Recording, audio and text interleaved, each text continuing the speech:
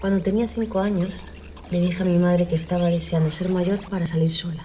Me contestaron que mientras más mayor fuese, más acompañada iría siempre.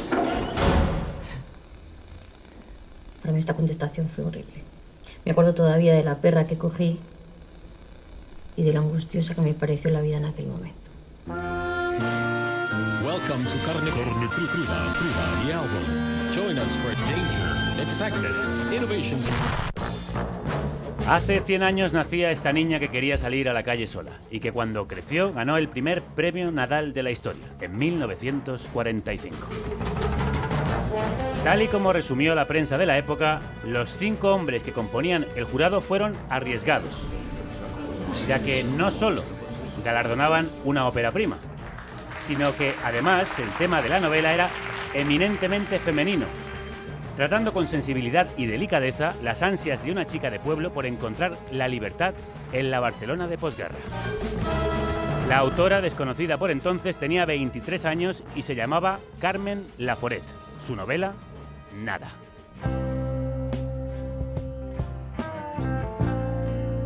De Nada, de la novela, dijo Azorín que era una cosa nueva en nuestra novelística, y Juan Ramón Jiménez la llamó la rara luz de la literatura española. Y yo me pregunto, ¿no sería esa rara luz la narración de la experiencia en femenino, Juan Ramón? A día de hoy Nada lleva 53 ediciones en castellano. Ha sido traducida a 29 idiomas y se estudia en los departamentos de filología hispánica de todo el mundo. Sin embargo, su autora acabó harta del mundo de la literatura, de la fama y de la falta de libertad de la imperante cultura machista de su época. Yo dentro de mí tengo algo, una especie de aparato regulador que me hace ir a la alegría como al fuego. Sé que al fin el dejarse ir, el coger la vida, lleva a la destrucción. Y la renuncia muchas veces lleva a otro estado de alma más sereno, más puro. Toda esta sabiduría no me sirve de nada en un momento decisivo. Yo soy las que se juega la cabeza con los ojos abiertos.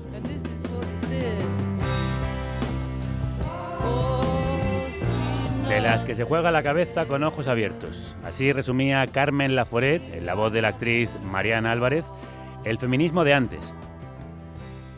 Como el de ahora, literalmente. En los últimos 15 días de marzo, en la Ciudad y el Estado de México, se contabilizan al menos 14 asesinatos de mujeres, la mayoría investigados como feminicidios. El más reciente es el de Wendy Jocelyn. Hoy vamos a hacer un viaje en el tiempo que nos demuestra lo invencible que es la literatura feminista. Desde los 100 años de la prodigiosa Carmen Laforet a la demoledora última novela de Cristina Rivera Garza, un grito contra la impunidad del feminicidio. Y este viaje por las letras, por supuesto, no lo hacemos solas.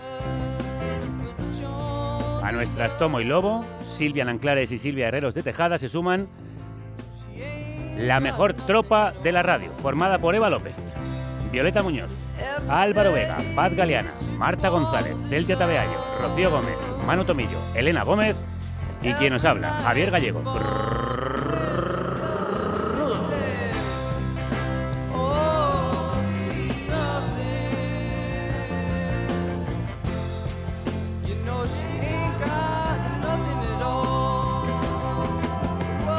Escuchando la dulce Nada de la Velvet Underground, vamos con nuestros monográficos literarios a sumergirnos en el universo de la autora de Nada.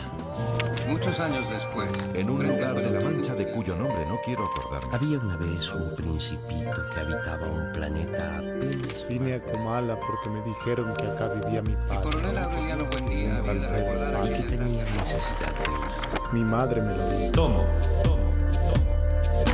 Y Lomo. Crudos días, querida Silvia, o lo que es lo mismo, Tomo y Lomo. Qué buenísima pinta tiene el programa de hoy. Bueno, no lo sabes tú bien, Javier. Porque hoy venimos con escritoras y feminismos en distintos momentos del tiempo. Y empezamos celebrando, como decías antes, el centenario de la que sin duda, si se tratara de un hombre, se habría considerado una genia. Bueno, es que lo era. La nunca suficientemente reconocida Carmen Laforet. ¡Viva la Carmen Laforet! ¡Viva! ¡Viva!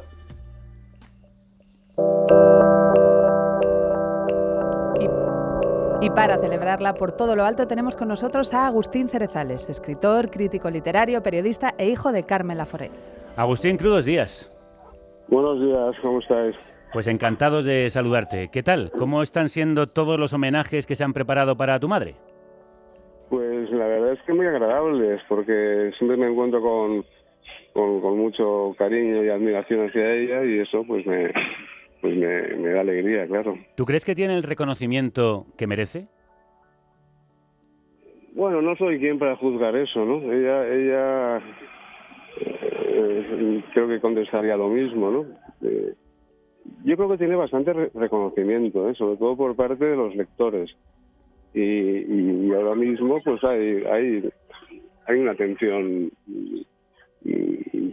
hacia su obra, hacia ella, que creo que es estupenda. De su obra literaria conocemos mucho, de su obra como madre menos. ¿Cómo era? Pues muy simpática, muy alegre y muy divertida.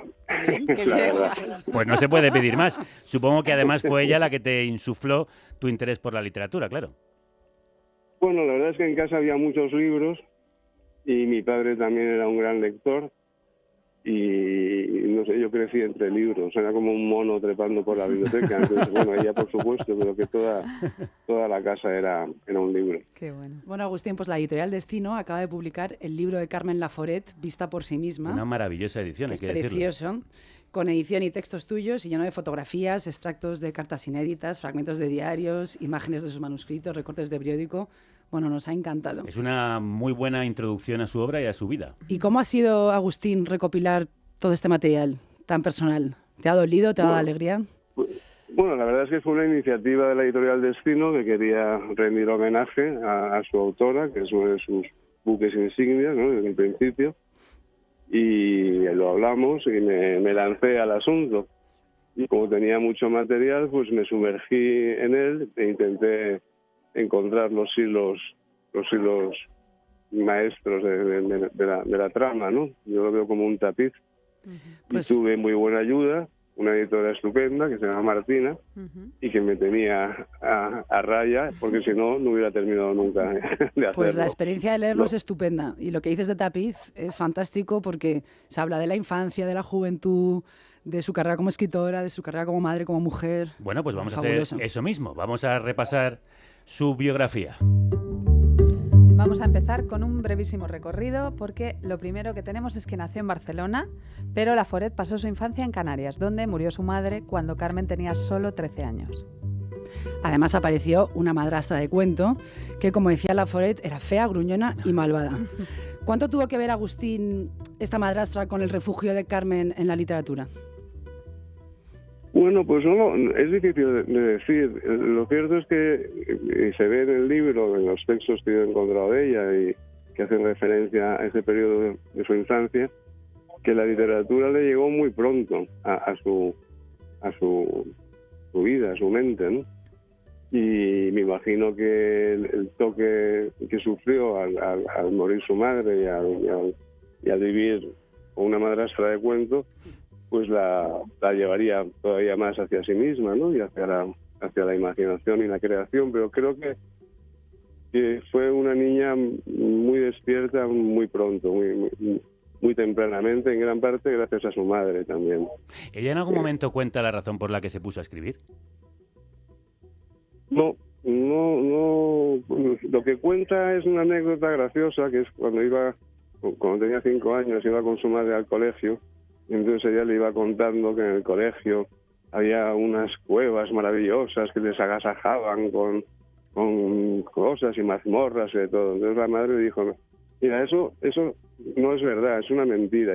Ahora vamos a ver le dijo, vamos a ver a la madre superiora, que era un colegio de monjas, para agradecerle tantas atenciones. Entonces a ella le dio mucha vergüenza y reconoció que no era verdad. Y la madre le explicó que haya cuentos, que solo eran cuentos y que había que distinguir entre la mentira y el cuento. Y a partir de ahí, pues, ella distinguió entre la ficción y la realidad. Y luego una abuela suya que fue a visitarles, que les contaba historias antiguas, y ella la veía contarle las cosas y leer, y al mismo tiempo que hacía encaje de bolillos o lo que fueran. Las mujeres Entonces siempre entendió pasando que la no se tradición. podía hacer, que podías hablar y hacer encaje de bolillos, pero que no podías leer y al mismo tiempo hacer encaje de bolillos. Entonces decidió aprender a leer y a escribir, ¿no? Porque le resultó muy enigmático. Qué Esos bueno. son sus inicios. Después de esa imaginativa, llena de imaginación infancia, volvió a Barcelona a estudiar filosofía y el libro recoge una anécdota muy buena donde un profesor le preguntó qué era la poesía. Cuéntanos. Sí. Cuéntanos. ¿Cómo es? Un catedrático, Puig i Font, que le tocó, era el examen de ingreso de, no me acuerdo qué examen era, ¿no? De la universidad, al final de bachillerato, lo que fuera. Entonces ahí se ponían en una mesa larga distintos catedráticos, iban entrando los alumnos y tenían una entrevista con un examen oral con cada uno de ellos, ¿no? Entonces dio la casualidad que le preguntó qué es la poesía y ella le contestó algo así: es cuando tienes una verdad dentro y consigues sacarla fuera, ¿no? Pero en ese momento había pasado un ángel, se hizo el silencio, Claro. y todo el mundo, su frase quedó resonando en la sala, ¿no? Qué bueno. Luego cuando ella ya se fue, ella iba a pez al examen, no había estudiado nada. Pero el catedrático salió, se levantó, fue detrás de ella por el pasillo y le preguntó: señorita, ¿cómo ha dicho que se llama usted? Dijo: Carmen Laforet. Pues dentro de poco todo el mundo va a oír hablar. No va a oír ese nombre. Por favor, los pelos de punta. Bueno, sí, pues Qué sí. bueno. Y seguimos hablando de ella 100 años después. Poesía es lo que hizo Carmen Laforet en su primera novela, Nada. Por dificultades en el último momento para adquirir billetes, llegué a Barcelona a medianoche, en un tren distinto del que había anunciado, y no me esperaba a nadie. Era la primera vez que viajaba sola, pero no estaba asustada. Por el contrario, me parecía una aventura agradable y excitante aquella profunda libertad en la noche. Empecé a seguir, una gota entre la corriente, el rumbo de la masa humana que, cargada de maletas, se volcaba en la salida. Mi equipaje era un maletón muy pesado, porque estaba casi lleno de libros, y lo llevaba yo misma con toda la fuerza de mi juventud y de mi ansiosa expectación. ¿Recordáis lo que sentisteis al leerla, Silvias? Uf, por supuesto. De hecho, al escuchar este primer fragmento, he acordado lo joven que era yo cuando la leí por primera vez. Sigues estando muy joven.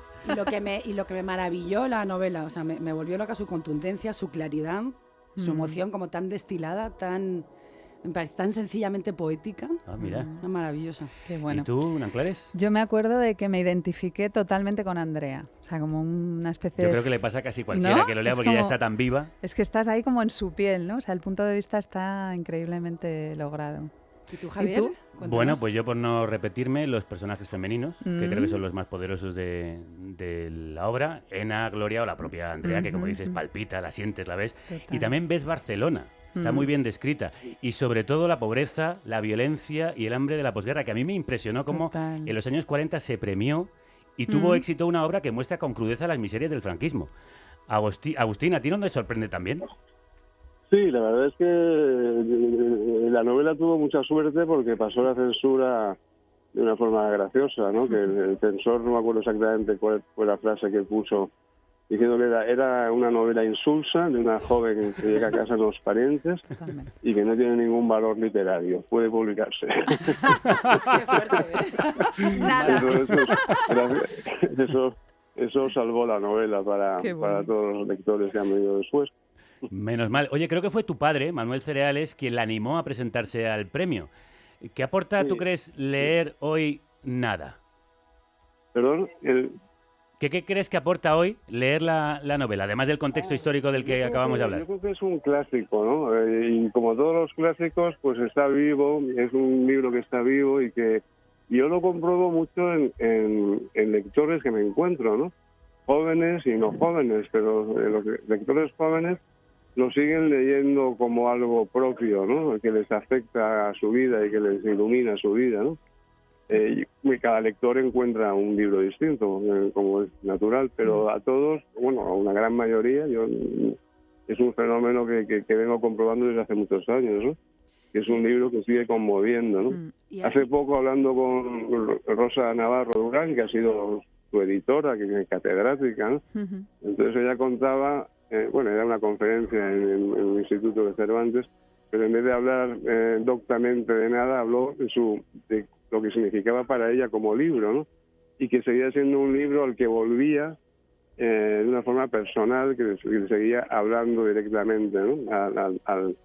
a ella misma. Entonces es un libro que se mete en la vida de los lectores y que yo creo que ilumina la vida, ¿no? Que es una mirada que engrandece la vida, ¿no? Por cierto, que no era una novela autobiográfica, como se ha repetido una y otra vez, y ella ha desmentido en distintas ocasiones. Agustín, después de nada, la relación de Laforet con la escritura fue complicada, ¿verdad? Bueno, sí, fue complicada, pero yo ahí sí que puntualizaría un poco, fue relativamente complicada, porque siguió escribiendo. Lo que pasa es que ella tardaba en producir, ¿no?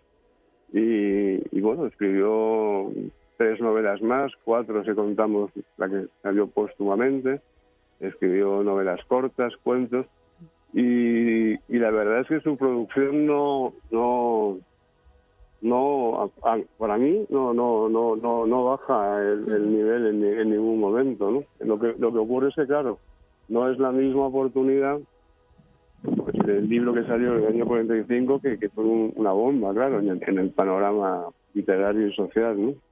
Y además pero escrito... su obra es muy coherente, y el conjunto de su obra merece la pena acercarse al resto, ¿no?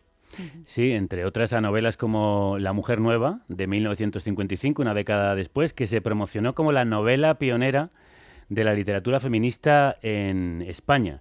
¿Tu madre tenía una conciencia política, feminista, de defensa de las mujeres y su independencia? Bueno, ella se consideraba ante todo novelista, ¿no?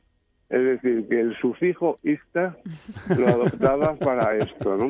Lo que no quiere decir que fueran en absoluto indiferentes ni a la injusticia, ni por supuesto, a la situación de la mujer en general, ¿no? Era muy consciente, pero ella no se proponía un programa político, sino el novista, en su concepción, es una mirada muy atenta a todo, ¿no?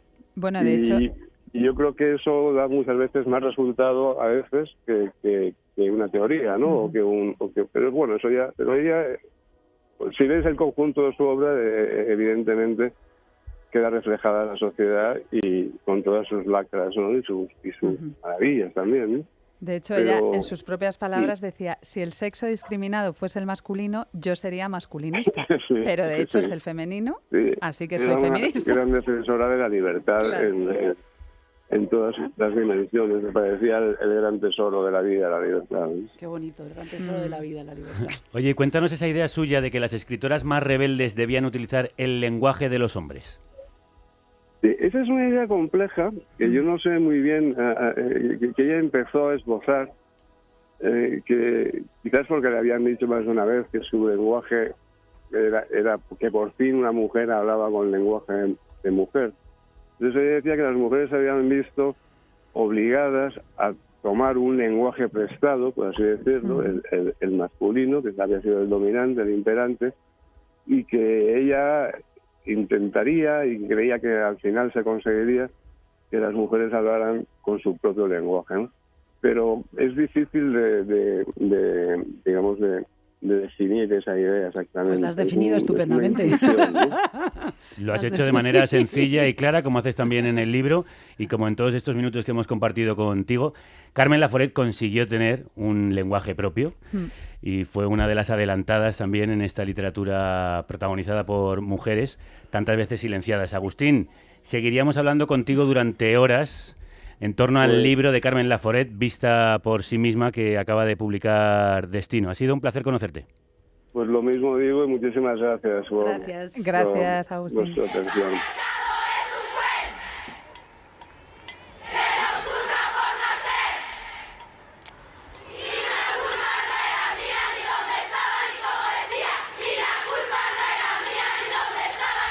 Y de una gran escritora en lengua castellana, mentora de otras muchas, nos vamos a otra escritoraza, esta vez contemporánea, mexicana, residente en Estados Unidos, profesora, investigadora, ensayista, novelista, pero sobre todo experimentadora del lenguaje y de los géneros. Con su última novela, El invencible verano de Liliana, reconstruye la memoria de su hermana menor, Liliana, víctima de feminicidio en 1990.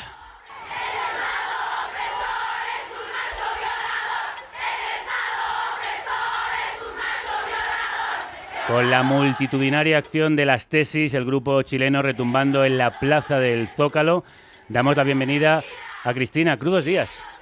¿Qué tal? ¿Cómo están? Buenos días. Pues teníamos muchísimas ganas de hablar de tu novela y de hablar contigo, porque has necesitado 31 años para poder escribir sobre tu hermana. Bueno, primero déjame decirte que es todavía muy impactante empezar esta conversación con las tesis de entrada. Yo creo que todavía nos enchinan la piel, ¿verdad? Sí. Totalmente. Cuando yo escuché este performance fue uno de los acicates que me convencieron de que lo que estaba haciendo finalmente después de tanto tiempo era necesario. Los ritmos del duelo personal son extraños, son perversos, son cansados, pero también los ritmos del duelo social. Yo creo que nos ha llevado como sociedad todos estos años producir un lenguaje en el cual estas historias de violencia puedan ser contadas no desde el punto de vista del poder, sino desde las voces, experiencias de las víctimas también. Yo creo que por ahí empezaría respondiendo esa pregunta. ¿Y qué te ha movido? ¿Qué te movió? ¿La rendición de cuentas, romper ese silencio, denunciar la impunidad? ¿Cuál fue el impulso? Has dicho tres cosas bien importantes. Este es un libro que sobre todo busca justicia, o una de sus aristas es buscar justicia, y eso nos remite a la pregunta, ¿qué es? ¿No? ¿Qué es después de 30 años la justicia para Liliana Rivera Garza y para tantas otras mujeres masacradas en México y en el mundo?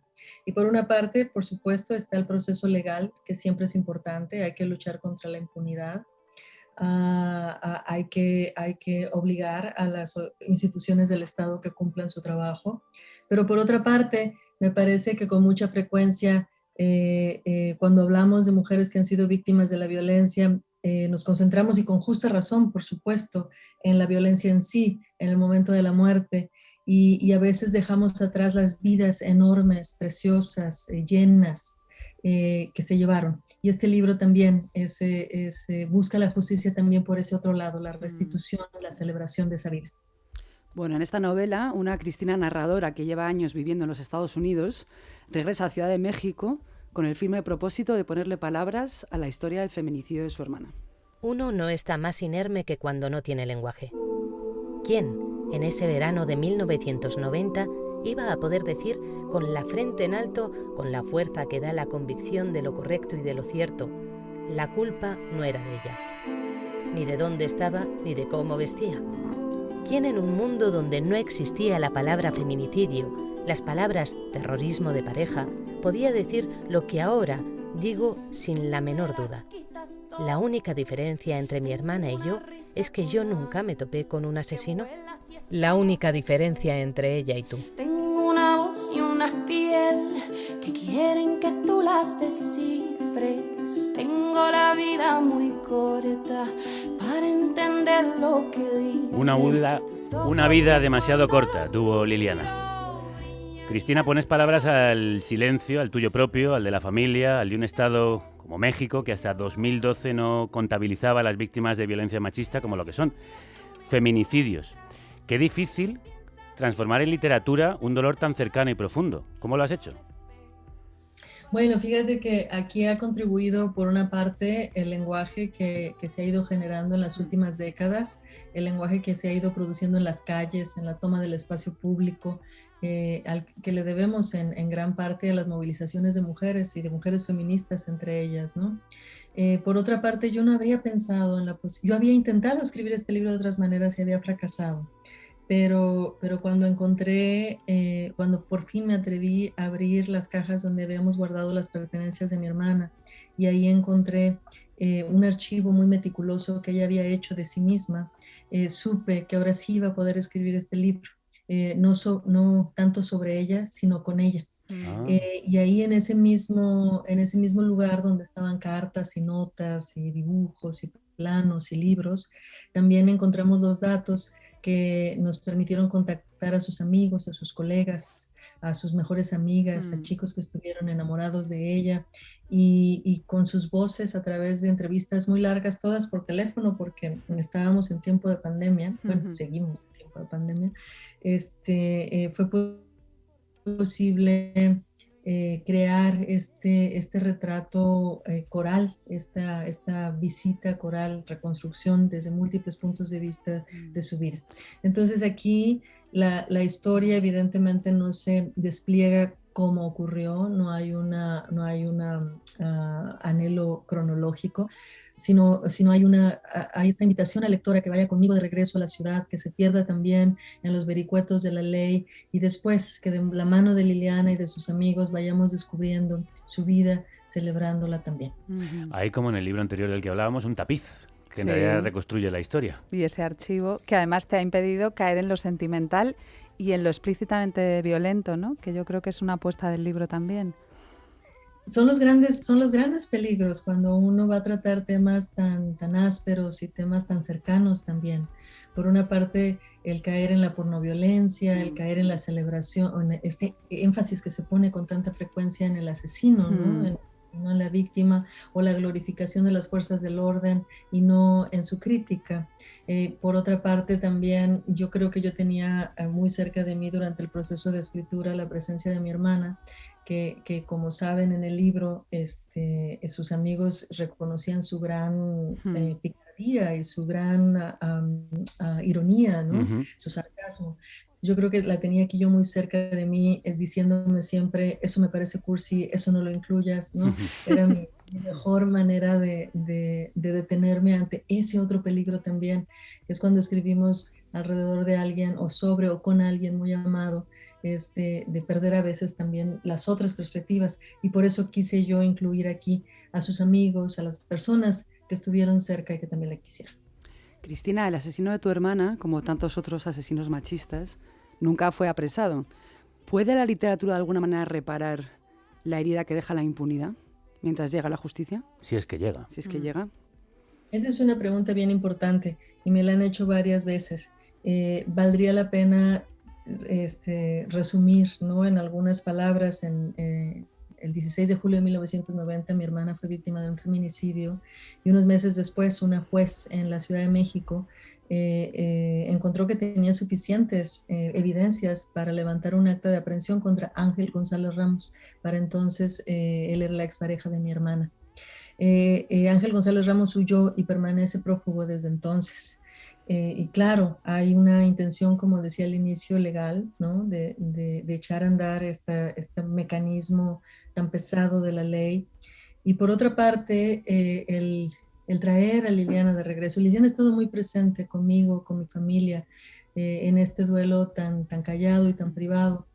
Pero yo creo que ahora con la lectura, con la conversación, con estas cosas como las que estamos haciendo ahorita mismo, hay es como ir abriendo el espacio para que Liliana lo ocupe, Liliana y todas las que hemos perdido, ¿no? A causa de la violencia, para que lo vayan ocupando. Y aquí, por supuesto, hay un proceso de restitución muy importante. El decir están con nosotros, el decir siguen aquí. Por supuesto, el ir de un duelo muy privado a uno público y a uno en compañía, hay un salto personal y también político de gran peso. Eso no quita, sin embargo, que hay una labor que tiene que llevar a cabo la ley, y la única sanación, si es que existe una, tiene que venir, además de esta restitución colectiva, además de esta invitación a traer a Liliana de regreso a nuestras vidas en plural. Hay un trabajo fundamental que es inevitable, que es el trabajo de la ley, el trabajo de la justicia. Sin duda. Pero por lo menos gracias a libros gracias a este libro, la breve vida de Liliana se ha convertido en invencible, porque sí, la has vuelto a traer entre nosotros y nosotras, y va a permanecer en estas páginas y en quienes las lean. Una última pregunta, aunque has escrito el libro con ella, ¿crees que a Liliana le hubiera gustado este trabajo? Mira, me lo he preguntado muchas veces, y era una de las grandes preocupaciones que yo tenía mientras iba escribiendo el libro: qué podía incluir, qué no, que ella que fue muy amiguera, pero que también era reservada, qué podía dar a conocer y qué no. Por eso yo en mucho me basé también en los juicios de sus amigos, de mis padres, de la familia, respecto a este retrato colectivo en el que nos comprometimos todos. Me gustaría pensar que Liliana, con su gran capacidad de conexión, con sus ganas de ayudar, con sus ganas como cuando consoló a su amiga cuando la engañó el novio y que le dijo, este es tu invierno, no llores por nadie, ya viene tu verano. Yo creo que a Liliana, me gustaría pensar, en todo caso, esa es parte de las razones por las que continué con el libro, es que también vendría a cada uno de estos casos cuando hay mujeres sufriendo, mujeres desorientadas, mujeres sin saber qué hacer, sin encontrar las palabras. Creo que a Liliana le gustaría volver a repetir esa frase que es el título del libro, ¿no? Que el invierno, que ahorita el invierno está pasando, pero que viene un verano y ese verano va a ser invencible para todas. Pues con la voz de Liliana, con frases tan poderosas como esa, en su nombre y en el de tantas otras como ella, os rogamos que leáis esta novela Invencible, porque su lectura te cambia. Cristina Rivera Garza, autora de El Invencible Verano de Liliana, ha sido un placer enorme. Muchas gracias. Muchas gracias por su lectura. Hasta luego. Hoy por fin vuelven las recomendaciones de Viñetas, nuestra tienda de cómic favorita. Viñetas Cómic. La tienda de tebeos que ayuda a que este programa sea posible. Y que cada mes nos recomienda un título nacional y uno internacional. Hola, soy Javier Ramos de Viñetas Cómic y vamos con las recomendaciones comiqueras para este mes de octubre. En primer lugar tenemos Corto Maltés, Océano Negro, publicado por Norma Editorial, con guión de Martin Keneen y dibujo del siempre genial Bastien Vives. Es una actualización del clásico personaje de Corto Maltés traído al siglo XXI, a los comienzos del siglo XXI, pero aún así vamos a disfrutar de una aventura completamente reconocible por los fans clásicos del personaje. El apartado gráfico de Bastien Vives es increíble, como en casi todas sus obras, le va como anillo al dedo a un personaje como Corto, y cuando decimos que los aficionados clásicos del personaje van a disfrutar de esta aventura es porque se van a encontrar caras ya reconocibles en otros relatos anteriores del personaje y desde luego por las propias aventuras que vive Corto. En segundo lugar, El bicho que se devora a sí mismo, guión de Ignatius Farray e ilustraciones de Aroa Traver. Publica la editorial Temas de Hoy. El genial cómico nos hace un viaje introspectivo hacia su mente, partiendo de la base de la ficción de que ha matado a Pablo Motos, y a partir de ahí se desencadenan todos los acontecimientos que vemos en el libro. También destacamos, por supuesto, el dibujo de Aroa Traver. Es increíble cómo se asocia con las ideas locas de Ignatius. Ya nos demostró su talento en Carne de Cañón el año pasado y desde luego se consolida como una de las grandes caricaturistas e ilustradoras de nuestro país. Muy recomendable para los fans tanto del cómico como de la ilustradora, y sobre todo si alguien quiere descubrir algo completamente loco y divertido. Loco y divertido como Ignatius. Esto que escucháis, por cierto, es Petróleo, la banda que lidera, y Petróleo, el que sacan de la literatura las jefas del salseo. Salseo, puya, rumores, habladuría, todo y lomo de luz. Con Jorge Javier Pingo, la lectora Francis y Chelo Hayes. Mosquita muerta, qué razón tenía. Vamos con Tomo y Lomo Deluxe, la mesa de lenguas viperinas que nos sirven crudos los salseos más destacados de la actualidad literaria. Con todos ustedes, la lectora Francis y Chelo Hater. Buenos días, Jorge Javier. Ay, ¿qué tal? Qué guapas estáis, fantásticas, fenomenales. Bueno, todavía estamos sudando inquina por el Carmen Molagate. Porque, vamos a ver, Javier, ¿qué nos parece la pantomima del Premio Planeta de este año? Pantomima. ¿Qué clase de bromas es esa? Pantomima full. Sí, pero full. O sea, ¿qué podemos hacer, lectora Francis? Pues mira, aparte de quitarnos el cabreo, que nos viene fatal para las arrugas, muy mal, os vamos a proponer que leáis a escritoras mujeres de novela policíaca, que las hay muchas y bien estupendas. Y que literalmente no son señoros que tienen que disfrazarse para molar. Como por ejemplo... Qué bien traído. Bueno, es que ¿cómo eres, Chelo? ¿Cómo eres, Chelo? Bueno, pues si alguien no se ha enterado, el Premio Planeta lo ha ganado Carmen Mola, que era el seudónimo de 3 señores. Sí. Que son cero sexy. O sea, yo creo que no va a petar nada. Entonces, ¿a quién hay que leer? Pues, por ejemplo, a Alicia Jiménez Bartlett o a Berna González Harwood. O a Fátima Jan Bridge o Gemma Marchena, que vaya, son menos conocidas, pero mejor que 3 señoros, por favor. O sea... Bueno, pero hablando de premios polémicos. The Nobel Prize in Literature for 2021 is awarded to the novelist Abdulrazak Gurnah, born in Zanzibar. O sea, no podemos pasar por alto la entrega del Nobel de Literatura a Abdulrazak Gurnah por, como anunció la Academia Sueca, su experiencia inflexible y compasiva de las consecuencias del colonialismo. Y sí, ya lo sabemos, queridos oyentes. A algunos les enfureció este Nobel por considerarlo un nuevo tributo a la corrección política. Pero en realidad era porque no tenían ni papa de queso. Pero ni papa, vamos, ni papa. Pero vamos. Bueno, yo me encuentro entre ellos. No entre los que critican el premio. ¿No? Entre los que critican el premio, sino entre los que no conocían a Abdulrazak. No pasa nada porque Abdulrazak, para eso estamos nosotras. Eso es. Así que os vamos a dar unos datos para que no se os note nada que no suena. Así que vamos a hacer chan. Abdulrazak Gurnah en un minuto. Vamos allá. Es el quinto Nobel africano en los 120 años de historia del premio. Gurnah nació en 1948 y creció en la isla de Zanzíbar, en Tanzania. Llegó a Inglaterra como refugiado a finales de los 60 y, aunque su lengua materna es el suajili, escribe en inglés. Comenzó a escribir no por deseo, sino por pobreza, nostalgia y por el extrañamiento de sentirse dividido entre dos naciones. En sus propias palabras, la miseria me llevó a escribir. Hasta su reciente jubilación fue profesor de literatura inglesa y postcolonial en la Universidad de Kent. La anécdota: cuando le comunicaron el premio, su mujer estaba en el zoo con su nieto y no se enteró hasta que llegó a la casa, llena de periodistas. Autor de 10 novelas, en castellano se han traducido solo 3, En la orilla, Paraíso y Precario silencio. Pero, sus editoriales desaparecieron y es difícil encontrar ejemplares. Aunque eso no es excusa, porque muy pronto volverán a salir en Salamandra.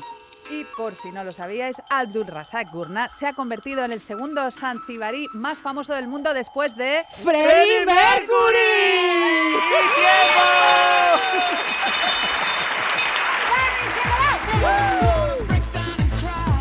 Bueno, ¿qué? Nowhere to go, nothing to do with my time. La lectora tiene que cantar. Todo esto era para ponerse una canción y cantar. So lonely. Me habéis pillado. Nos la ha vuelto a liar, Jorge Javier. Bueno, hay que decir que Abdulrazak tenía un pedazo de currículum que menos que darle un Nobel. Poco me parece.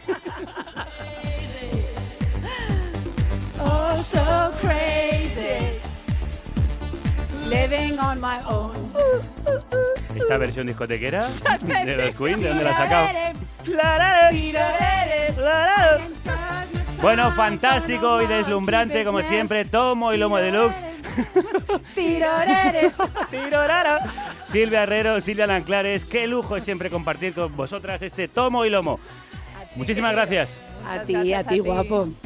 Ahora carne cruda diario, solo si tú nos ayudas.